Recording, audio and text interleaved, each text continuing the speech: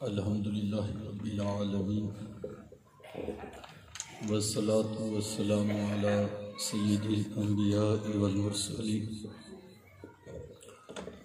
قال اللہ تعالی و تبارک فی القرآن المجید والفرقان الحمید لقد کان لکم فی رسول اللہ اسوۃ حسنہ صدق اللہ العظیم اللہم صلی علی سیدنا و مولانا محمد مبارک وسلم۔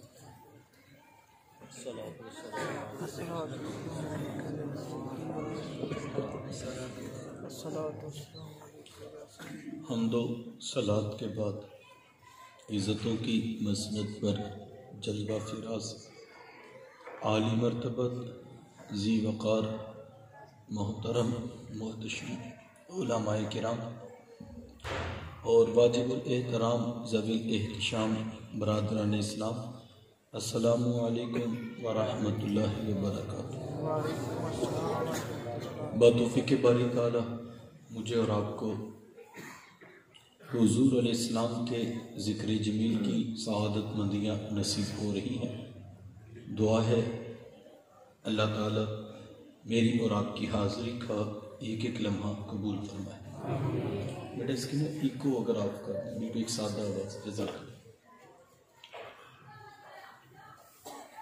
مجھے تو خطاب کے لیے 1 گھنٹے کا کہا گیا ہے، لیکن وقت کے دامن میں گنجائش نہیں ہوگی، تو میں 35 سے 40 منٹ میں اپنی میزبان کی شدید خواہش پر کوشش کروں گا کہ میں اپنی بات کو مکمل کر سکوں اور لمحہ لمحہ آپ کی توجہ کا طالب رہوں گا، اس دعا کے ساتھ کہ اللہ تعالیٰ مجھے اور آپ کو قابل عمل باتوں پر توفیق عمل نصیب۔ میرے حضور صورت میں بھی بے مثال، میرے حضور سیرت میں بھی بے مثال، ان جیسے نہ صورت کسی کو ملی ہے اور ان جیسی نہ سیرت کسی کے حصے میں آئی ہے۔ ایک کو آف کرنی آواز تو 2 بار آتی ہے، 1 بار جزاک۔ تو چونکہ صورت پہلے ہوتی ہے اور سیرت بعد میں، تو 1-2 باتیں میں اپنے محبوب علیہ السلام کی سونی صورت پر سنا کر پھر میں اور آپ دیکھیں گے کہ اتنی سونی صورت والے محبوب سیرت کے جمال اور رنگ کیسے رکھتے تھے۔ میرے حضور کتنے خوبصورت تھے، اللہ تعالیٰ نے محبوب علیہ السلام کو کتنا سونا بنایا تھا۔ میں اور آپ تو 1400 سال کے فاصلے پہ کھڑے ہیں۔ جن لوگوں نے صبح و شام حضور علیہ السلام کو دیکھا، وہ ایک دوسرے سے پوچھا کرتے تھے کہ یار تو بتانا کہ حضور کیسے تھے۔ وہ کہتا کہ تو نے نہیں دیکھا تھا، تو بھی تو ان کی محفل میں بیٹھا کرتا تھا۔ تو وہ کہتے کہ ہم نے تو دیکھ کر بھی نہیں دیکھا تھا۔ حضرت عمر بن عاص رضی اللہ تعالیٰ عنہ فرماتے ہیں، اگر تو مجھ سے کہو نا کہ حضور علیہ السلام کے حسن کا نقشہ کھینچو، فرماتے ہیں ما اتق، تو میرے اندر طاقت ہی نہیں۔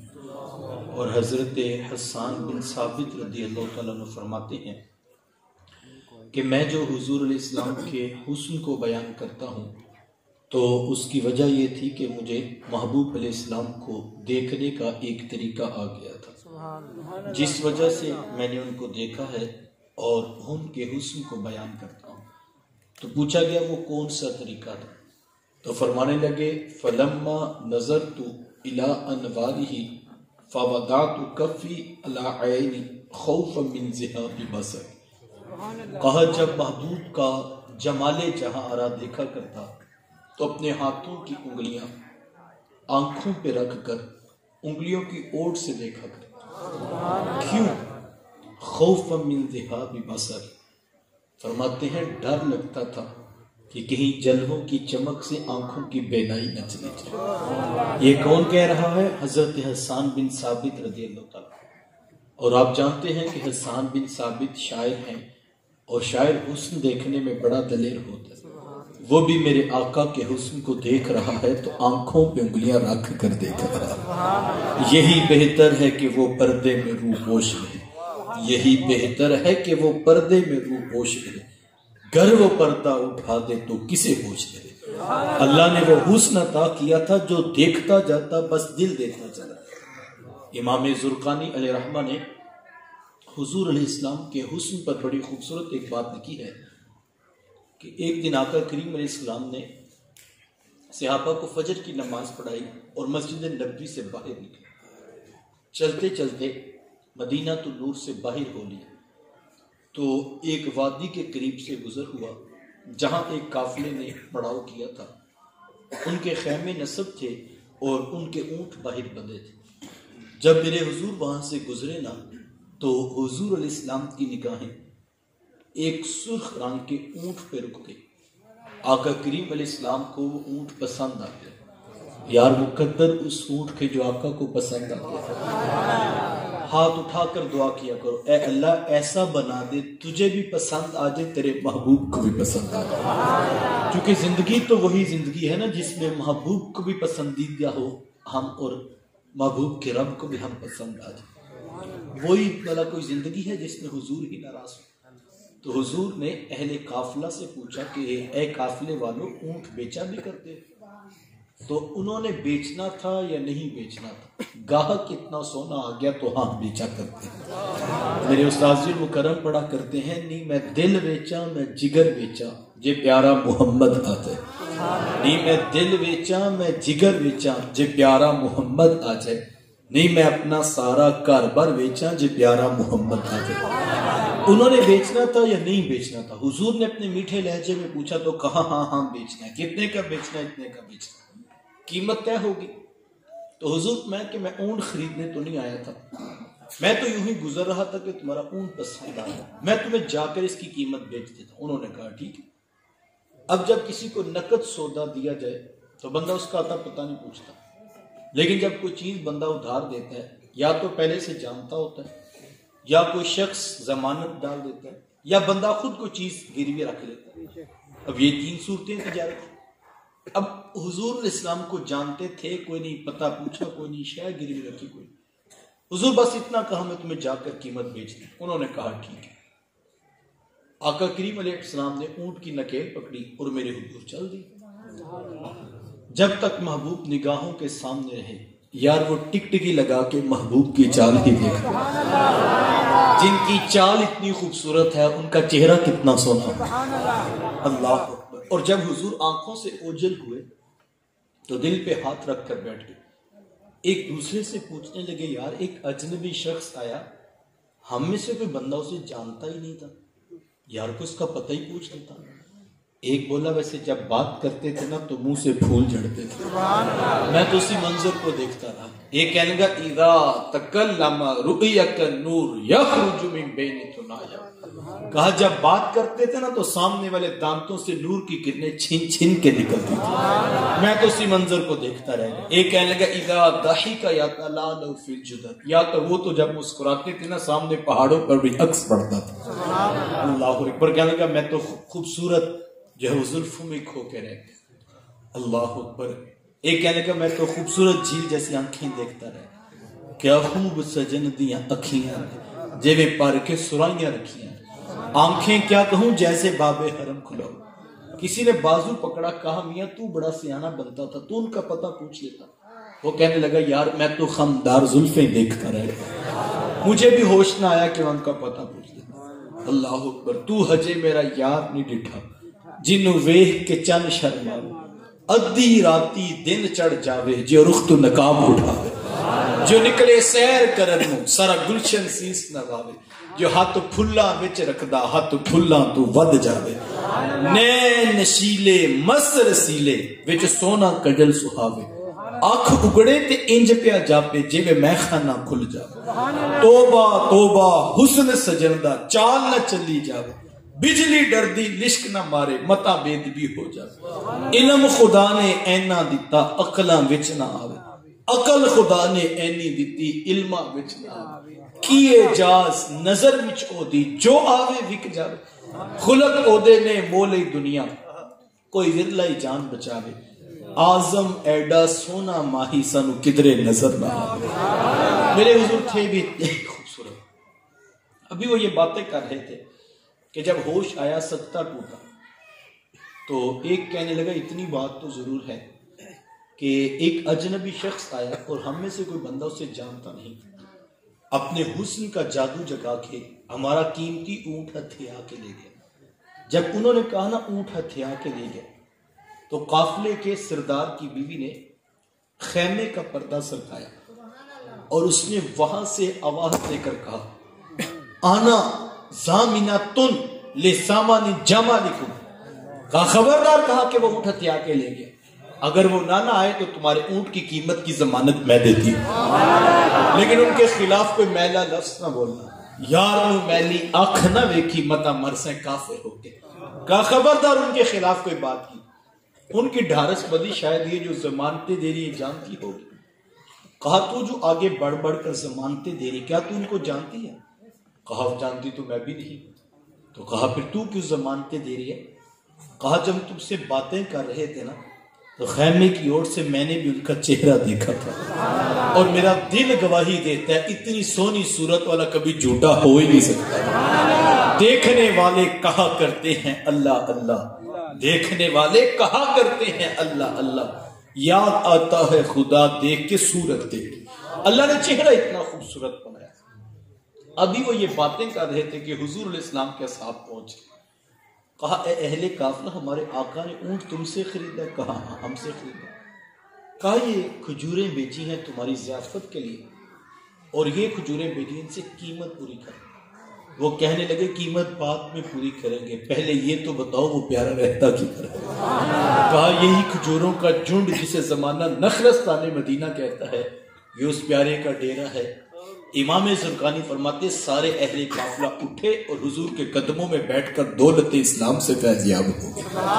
تیری تک کے اداوا میں مرید ہو گئے۔ مزہ تو اس بات کا نا، ہم 3 گھنٹے تقریر کریں، دلائل کے انبار بھی لگا دیں، لوگوں کے عقائد میں زبر اور زیر کا فرق نہ پڑے۔ یہ میری حیثیت ہے، یہ آج کے خطیب کی حیثیت ہے، لیکن صاحب میرے حضور تقریر نہ کریں، ہاں وہی سے مزین دلائل نبوت نہ پیش کریں، بلکہ صرف خاموشی سے اونٹ خرید کے چلے جائیں، لوگ کلمے پڑھتے پیچھے مدینے پہنچ جائیں، تو پھر کمال ہے مدینے والے کا یا کہ؟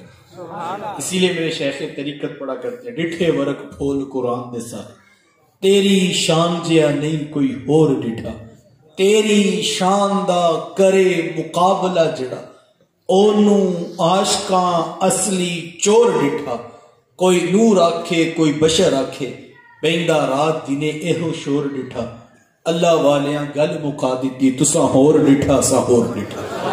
تم نے پتہ نہیں کسے دیکھا، پتہ نہیں کیسی کیسی باتیں کرتے ہو، ہم تو ان کا ذکر کر رہے ہیں جو بات بھی نہیں کرتے، مجمع خرید کے مدینے پہنچا دیتے۔ اللہ اکبر۔ آئیے چند لمحوں کے لیے دیکھتے ہیں اتنی سونی صورت والے محبوب سیرت کے جمال اور رنگ کیسے رکھتے تھے۔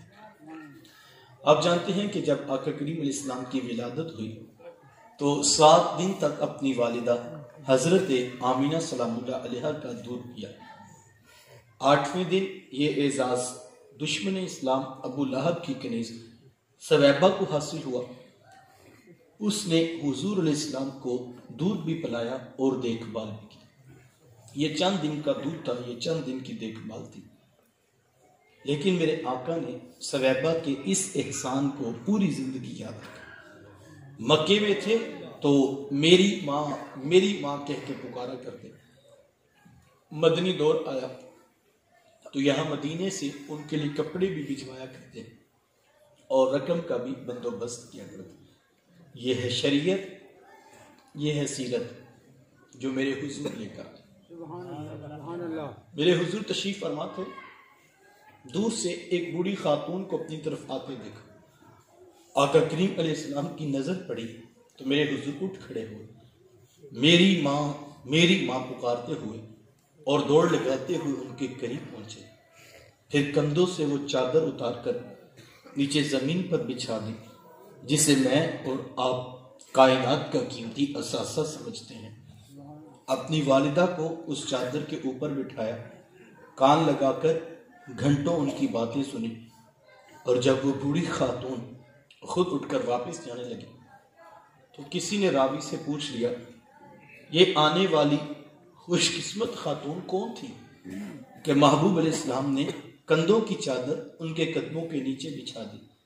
تو بتانے والے نے بتایا کہ تمہیں نہیں پتا، یہی تو حضور علیہ السلام کی رضائی والدہ حضرت حلیمہ سعدیہ سلام اللہ علیہ، سگی ماں تو سگی ماں ہوتی ہے، میرے محبوب نے تو دودھ پلانے والی ماں کو بھی اتنی عزتیں عطا کی۔ ماں باپ کیا ہوتے ہیں یہ زمانے کو میرے محبوب علیہ السلام نے آ کر بتایا۔ آقا کریم علیہ السلام ایک دن صحابہ کو نماز پڑھانے آئے، آحد نگاہ صحابہ نے اٹھ کر حضور کا استقبال کیا، محبتوں برا یہ ہجوم دیکھا تو آنکھوں میں آنسو آگے، ایک ٹھنڈی آہ بری اور کیا فرمایا، لو ادرکت والدیہ او احدہما، کاش آج میرے ماں باپ بھی زندہ ہوتے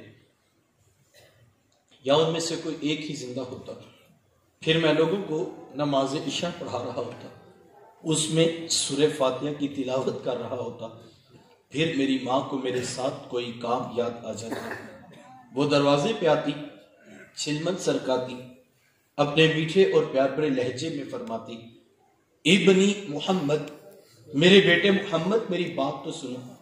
کہا لوگوں میں نماز کا مصلی چھوڑ کر پہلے ماں کی بات کو سنو۔ زمانے کو بتایا کہ ماں کا رتبہ کتنا بلند ہوتا ہے، بیٹیاں کیا ہوتی ہیں یہ زمانے کو میرے محبوب علیہ السلام نے آ کر بتلایا۔ آقا کریم علیہ السلام کی آمد سے قبل آپ تاریخ عرب اٹھا کر دیکھیں، جب کسی کے ہاں بیٹی پیدا ہوتی تو شرم سے اس کا منہ کالا ہو جاتا، عزت اور آبرو بچانے کا ایک ہی راستہ ہوتا ہے کہ ظالم باپ ماں کی ممتا بری گود سے پھول جیسی بیٹی چھینتا، گڑھا کھود کے دھکا دے کر اوپر مٹی ڈال دیتا۔ اگر کوئی باپ اتنا ظالم تھا، اتنا سفاک تھا تو وہ اس قابل تھا کہ وہ معاشرے میں سر اٹھا کر جی سکتا ہے، اور اگر کسی کے ہاتھوں میں اتنی سخت نہیں کہ اپنی زندہ بیٹی کا گلا دبا سکے تو اس قابل نہیں تھا کہ معاشرے میں سر اٹھا کر جی سکے۔ یہ عرب معاشرہ ہے جس کو قرآن مجید فرقان حمید میں بھی بیان کیا ہے۔ وہ عملاً بیٹیوں کو ذبح کیا کرتے اور بہنوں کو زندہ درگور کر دیا کرتے۔ جس دور میں بیٹی ذبح کی جا رہی تھی، جس دور میں بہن زندہ درگور کر دی جاتی، میرے حضور اس دور میں کلمہ حق بلند کیا، اور حضور میں بیٹیوں کو ذبح کرنے والوں سن لو، فاطمہ تو بدعت منی، میری فاطمہ تو میرے جگر کا بھی ٹکڑا ہے۔ یہ کلمہ محبت بھی ہے، یہ کلمہ جہاد بھی ہے۔ دیکھیں آج میں اور آپ اپنی بیٹی یا بہن کے لیے کوئی پیار بھری بات کہیں تو یہ بہت بڑی بات نہیں ہے۔ آج اس معاشرے میں بیٹی کی عزت، آج اس معاشرے میں بہن کا وقار ہے۔ یوں ہی تو نہیں بوڑھا باپ جھکی ہوئی کمر پہ بوریاں لاد لاد کے مزدوری کر رہا ہے کہ میں نے اپنی بیٹی کو عزت کے ساتھ رخصت کرنا۔ جوان سال بائی فیکٹری میں وہ ٹائم لگا رہے ہیں کہ ہم نے بہنوں کو عزت کے ساتھ بیاہنا ہے۔ یار یہ باپ تو ذبح کرتا تھا، یہ بھائی تو زندہ درگور کر دیتا تھا، ان کے سینے میں اتنا کوٹ کوٹ کر پیار کس نے بھر دیا؟ جواب ایک ہی ملے گا، یہ فیض ہے آمینہ کے لال کا، یہ فیض ہے میلاد والے آقا کا، جنہوں نے کٹتی بیٹیوں کو عزت اور ذبح ہوتی ہوئی بہنوں کو زندگی کی بہاریں عطا فرمائی۔ آقا کریم علیہ السلام ایک دن گھر تشریف لائے تو ام المومنین حضرت عائشہ صدیقہ رضی اللہ تعالی عنہا عرض کرتی ہے کہ حضور آج بڑا عجیب واقعہ ہوا۔ حضور میں عائشہ آج کیا ہوا؟ عرض کی حضور ایک حبشیہ نیاد عورت آئی اور اس نے آ کر دروازے پر ستا لگے، میں نے گھر میں تلاش کیا کہ کوئی چیز مل جائے تو میں سائل کو صدقہ کر دوں۔ تلاشی بسیار کے بعد مجھے صرف ایک کھجور ملی اور میں اس کو وہی صدقہ دیا۔ حضور اس نے اس کھجور کے 2 ٹکڑے کیے، ایک دائیں جانب والی بیٹی کو کھلا دیا اور ایک بائیں جانب والی بیٹی کو کھلا دیا۔ حضور ماں خود بھوکی تھی، اس کا اپنا پیٹ بھی کمر سے لگا ہوا تھا، لیکن اس نے خود کچھ نہیں کھایا اور سب کچھ اپنی بیٹیوں کو کھلا دیا۔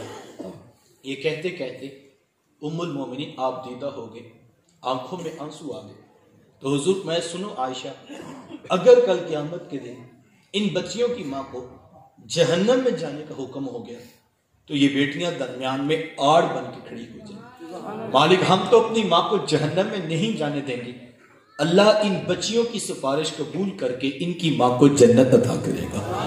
کہاں بیٹیاں باعث شرم و ننگوار سمجھی جاتی تھی اور کہاں بیٹیاں ہی دخول جنت کا بھی سبب قرار پائیں۔ خود فرمایا جس کو اللہ نے 2 بیٹیاں یا 2 بہنیں عطا کی، پھر اس نے ان کی پرورش کی، ان کی تربیت کی، یہاں تک کہ ان کا نکاح کر دیا، اور پھر پیچھے سے بھی اس نے خیر خبر رکھی، تو حضور بات اتنا خوش قسمت شخص ہے، کل قیامت کے دن میرے اتنے قریب ہوگا جتنی یہ 2 انگلیاں آپس میں قریب ہیں۔ یہ اعزاز، یہ تکریم کس کو ملے گی؟ جس نے بیٹیوں سے وفا کی۔ بہنیں کیا ہوتی ہیں؟ یہ زمانے کو میرے محبوب علیہ السلام نے آ کر بتلایا۔ آپ جانتے ہیں آقا کریم علیہ السلام کا نہ کوئی بھائی تھا اور نہ کوئی سگی بہن۔ میرے حضور دوسرے یتیم ہیں، لیکن جب رضاعت کا شرط پتہ کرتے ہوئے میرے حضور حضرت حلیمہ سعدیہ سلام اللہ علیہا کے یہاں تشریف لے گئے، تو ان کی ایک بیٹی تھی جن کا نام شیما یا شیما بتایا جاتا ہے۔ وہ رشتے میں حضور علیہ السلام کی رضائی بہن لگتی تھی۔ قبیلہ بنو سعد کے رواج کے مطابق جب شام کو مائیں کھانا پکانے لگتی تو بہنیں اپنے بھائی گود میں اٹھا کر باہر کھلے میدان میں لے آتی۔ ہر بہن کی گود میں اس کا بھائی ہوتا اور وہ اپنے بھائی کے حسن کے قصیدے پڑھ رہی ہوتی۔ اگر کسی کے بھائی کا رنگ کالا ہوتا تو وہ کہتی رنگ کالا ہے تو کیا ہوا، میرے بھائی کے نقوش دیکھیے کتنی خوبصورت، اس کی اٹھی ہوئی ناک، اس کی جھیل جیسی خوبصورت آنکھیں تو دیکھو کتنی پیاری، تو وہ نقوش کو معیار حسن قرار دیتی۔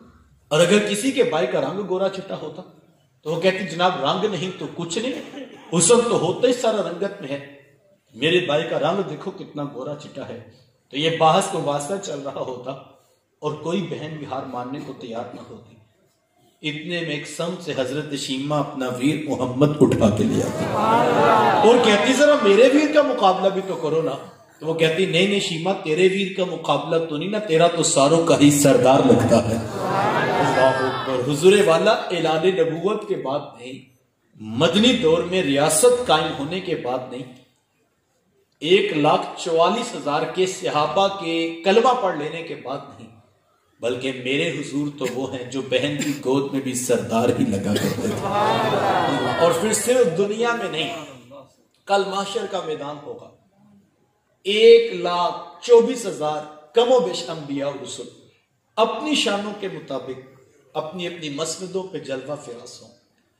حضرت آدم علیہ السلام سے لے کر حضرت عیسیٰ علیہ السلام کے آخری امتی تک، پھر حضور علیہ السلام کے پہلے امتی سے لے کر قیامت تک آنے والے آخری امتی تک لاکھوں کروڑوں اربوں خربوں انسان محشر کے میدان میں لا کر جب کھڑے کر دیے جائیں، 1.25 لاکھ کے قریب انبیاء و رسول اپنی شانوں کے مطابق مسندوں پہ تشریف فرما ہوں گے، اور رب پر حضور فرماتے عرش پر رب اپنی شان کے مطابق جلوہ فراز ہوگا، اور عرش کے دائیں جانب ایک مسند لگائی جائے گی۔ حضور فرماتے اس مسند کا نام مقام محمود ہے، جس پہ میں محمد جلوہ فراز ہوں۔ لاکھوں کروڑوں اربوں خربوں انسان اور پھر 1.25 لاکھ کے قریب انبیاء و رسول، حضور فرماتے جس شخص کے جھنڈے کے سائے تلے جمع کیے جائیں گے وہ بھی میں محمد ہوں۔ اللہ اکبر۔ تو پھر محشر کے میدان میں بھی تو میرے ہی حضور سردار لگ رہے ہیں۔ اللہ اکبر۔ اور تمہیں بھی مبارک ہو، تم ایک سردار نبی کے امتی ہو۔ اللہ اکبر۔ تو حضرت شیما حضور کو سر سے لے کر پاؤں تک چومتی اور فخر سے سر بلند کر لیتی اور دعا دیتی ربنا ابقلنا محمدا، انشاءاللہ میرے ویر محمد کو نظر نہ لگے۔ مالک میں دیکھ رہی ہوں آج بچوں کا سردار ہے، کل اپنی آنکھوں سے دیکھو جوانوں کا بھی سردار ہے۔ زندگی کے لیل و نہار گزرتے گئے، حضرت شیما کی شادی ہو گئی۔ مدنی دور کی کہانی ہے، اور اتفاق یہ ہوا کہ جس قبیلے میں حضرت شیما کی شادی ہوئی، حضور علیہ السلام کے صحابہ کی لڑائی اور جنگ اسی قبیلے سے ہوئی۔ ان کے کچھ بندے قتل کر دیے، کچھ کو قیدی بنا کر صحابہ اپنے ساتھ لے۔ عرب کے رواج کے مطابق قیدیوں کو چھڑانے کے لیے قوم کے سردار فدیہ اور فنڈ اکٹھا کرنے کے لیے ہر دروازے پر دستک دیتے اور فنڈ مانگتے۔ چلتے چلتے حضرت شیما کے دروازے پر پہنچے، دستک دی تو پوچھا کون؟ کہا قبیلے کے سردار ہیں، فنڈ اکٹھا کر رہے، تم بھی اپنا حصہ ڈالو۔ پوچھا یہ فنڈ کس لیے اکٹھا ہو رہا ہے، یہ رقم کی جمع کی جا رہی؟ تو کہا کہ مدینے میں ایک شخص ہے، ادعائے نبوت رکھتا ہے، اس نے ہمارے لوگ پکڑ لیے، ہم نے اپنے قیدی چھڑا لیے۔ تو پوچھا کہ اس کا نام کیا ہے؟ کسی کی زبان سے بے ساختہ نکلا محمد صلی اللہ علیہ وسلم۔ کتنا میٹھا نام ہے میرے حضور اللہ۔ میرے شیخ طریقت فرمایا کرتے ہیں ساری دنیا کے شہد پر چھوڑ دو، اتنا رس پیدا نہیں ہوتا جتنا ایک بار محمد کہنے سے صلی اللہ علیہ وسلم۔ ایک عرصے کے بعد حضور علیہ السلام کا نام سنا تو آنکھوں میں آنسو آ گئے۔ کہا انہوں نے تمہارے بندے پکڑے؟ کہا ہاں انہوں نے ہمارے لوگ پکڑے۔ کہا پھر فنڈ اکٹھا کرنا چھوڑو، صرف مجھے ساتھ لے چلو۔ کہا تم کیا کرو گی؟ کہا تمہارے قیدی چھڑا کے لاؤ۔ کہا تم ان کو جانتی ہو؟ کہا ہاں ہاں، تمہیں نہیں پتا وہ میرے بچپن کے ویر اور بھائی لگتے ہیں، میں تمہارے قیدی چھڑا کے لاؤں۔ حضرت شیمہ قبیلے کے سرداروں کو ساتھ دیا اور حضور علیہ السلام کے خیمہ نوری کی طرف چل۔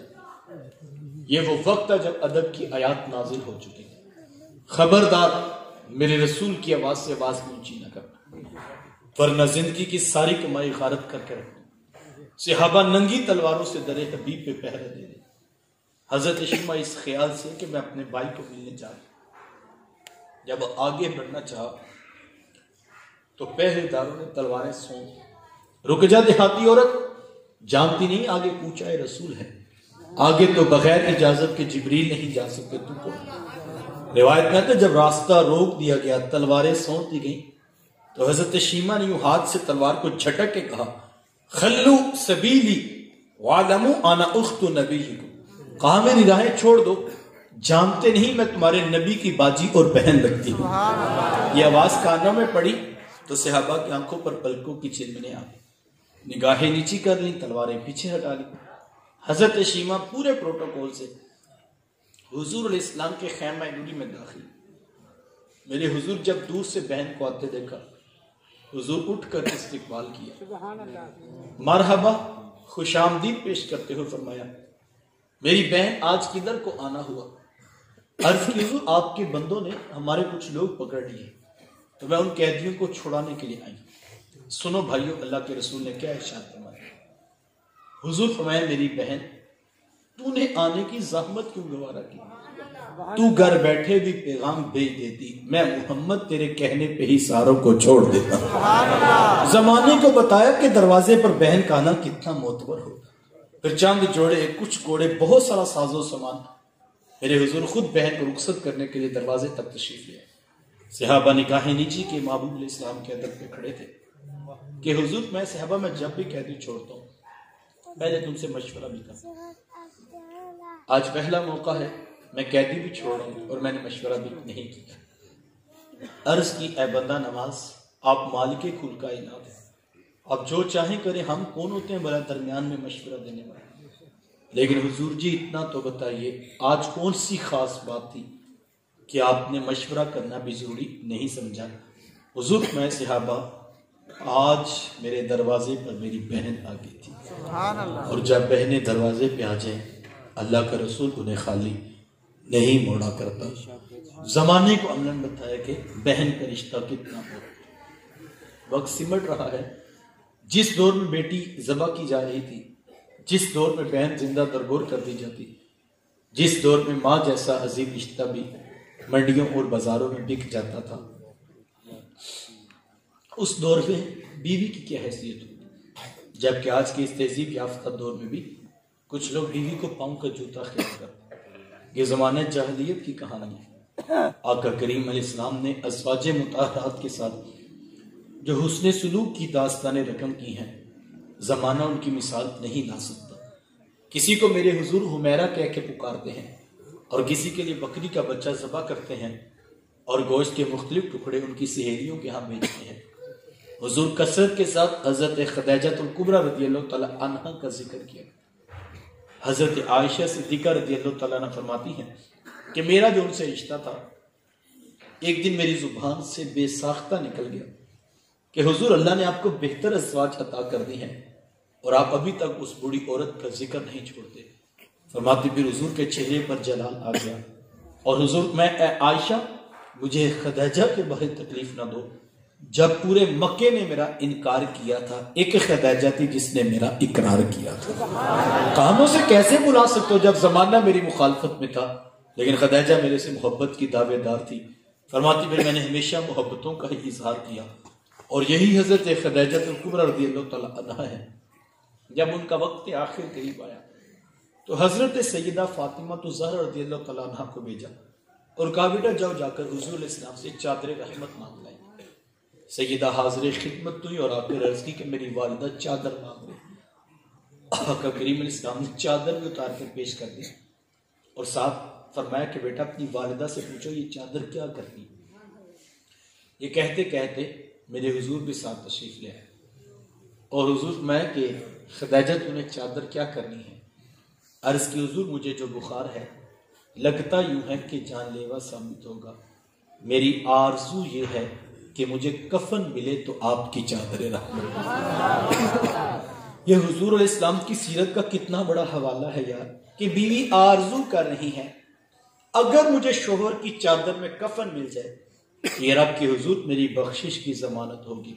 آقا کریم علیہ السلام نے چادر بھی اتار کر پیش کر دی اور ساتھ تاریخ ساز جملہ ارشاد فرمایا خدیجہ تو نے تو صرف چادر مانگی ہے، لو ارتی جلدی لآتے تو کی، اگر تو مجھے محمد سے میری جلد بھی مانگ لیتی میں وہ بھی اتار کے پیش کر دیتا۔ صاحبو یہ وہ محبتوں کا درس ہے، یہ وہ الفتوں کا پیغام ہے، یہ وہ جوڑنے والی تعلیمات ہیں جو لے کر میرے حضور اس کائنات میں جلوہ فراز ہوئے۔ ہم نے حضور علیہ السلام کی آمد کی خوشی میں کمکمے بھی روشن کیے، ہم نے چراغاں بھی کیا، ہم نے راہوں میں پھول کلیاں اور پتیاں بھی بچھائیں، ہم مٹھائیاں بھی بانٹ رہے ہیں اور ہم دیگے بھی پکا رہے ہیں۔ یہ سب کام باعث سے برکت ہے، میں ان کی نفی نہیں کرتا۔ بڑا نادان ہوگا وہ شخص جو اس عنوان پر الجھ پڑے یا کوئی کہیں سے فتویٰ نکال کر لے آئے۔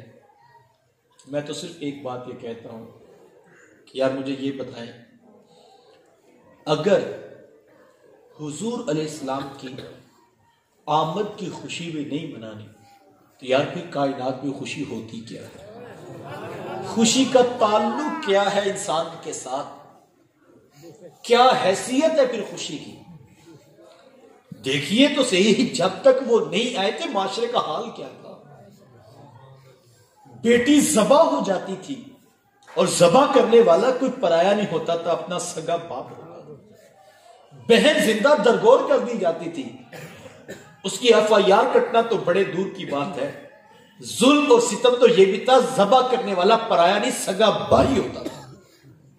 3 بیٹے جا کے منڈی میں مازار میں ماں کو بیچ کر قیمت وصول کر لیتے تھے۔ کون سی خوشی تھی جو انسان کے پلے تھی؟ دھرتی پہ کون کون سا ظلم تو جو نہیں ہو رہا تھا؟ خوشی کا تو تصور بھی انسان کے کسی ذہن کے خانے میں موجود نہیں تھا۔ جتنی خوشیاں ملی ہیں، بیٹی کی پیدائش کی خوشی ہو یا بیٹے کے عقیقے کا انداز محبت ہو، بیٹے کا ولیمہ ہو یا کہ ماں کی صحت مند زندگی گزارنے کا احساس خوشی ہو، کوئی بھی خوشی اس کائنات میں اگر موجود ہے تو وہ آمینہ کے لال کے قدموں کی خیرات ہے۔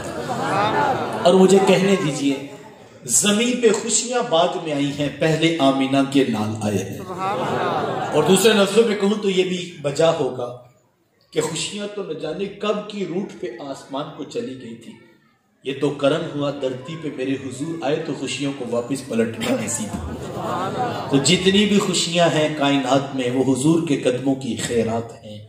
وہ جب تک نہ تھے تو زمانے میں خوشیاں نہ تھیں، وہ آئے تو زمانے کو خوشیاں ملی۔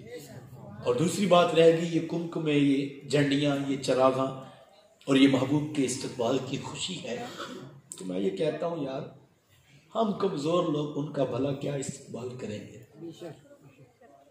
یہ کاغذ کی جھنڈیاں کیا ہیں یار؟ ذرا غور تو کیجئے، جلوہ فراز کون ہو رہے ہیں؟ تشریف آوری کن کی ہے جناب؟ آ وہ رہے ہیں کہ جن کے پیچھے سارے نبی ہاتھ باندھ کے کھڑے ہو جاتے ہیں۔ مجھے بتاؤ ان کا استقبال یہ کاغذ کی جھنڈیاں کیا کریں گی؟ یہ پھول ان کے لیے استقبال میں کیا ہیں؟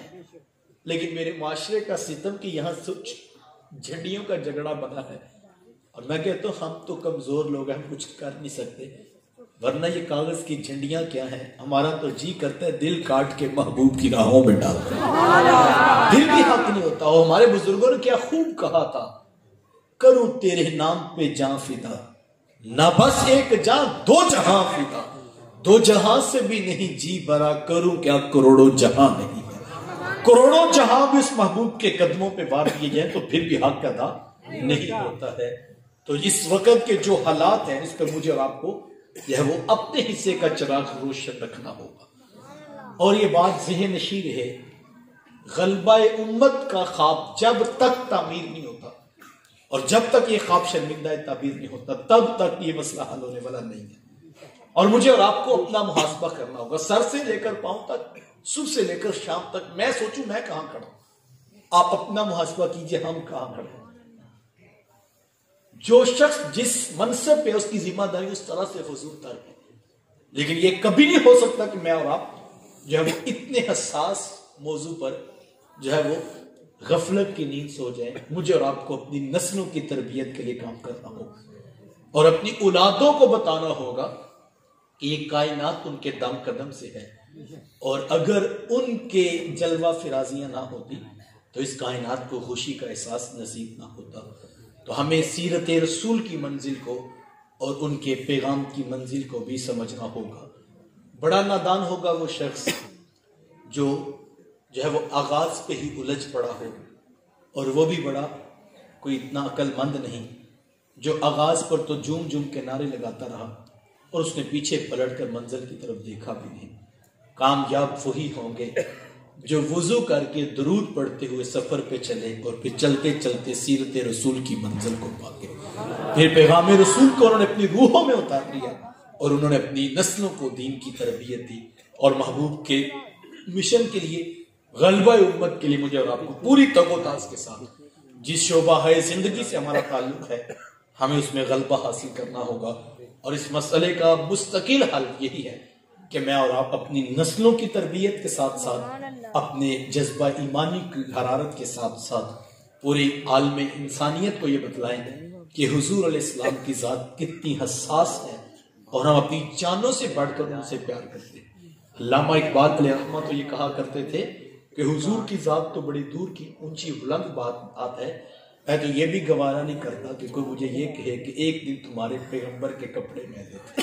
کہا ہم تو اتنی بات نہیں برداشت نہیں کرتے، چہ جائے کہ کوئی چند لکیریں کھینچ کر کے معذلہ نہ جانے کیا کیا کہتا پھرے۔ تو مجھے اور آپ کو اپنے حصے کا چراغ روشن رکھنا ہوگا اور نسلوں کی تربیت کے لیے اپنی اولادوں کو اس حساس موضوع کے لیے ہمیشہ تیار کرنا ہوگا، اور اس کے لیے اپنے حصے کا چراغ ہمیں روشن رکھنا ہوگا۔ بس امیم قلب بارگاہ ربوبیت میں دعا گو ہوں، اللہ تعالیٰ مجھے آپ کو توفیق عمل نصیب فرمائے۔ وآخر دعوایا الحمدللہ۔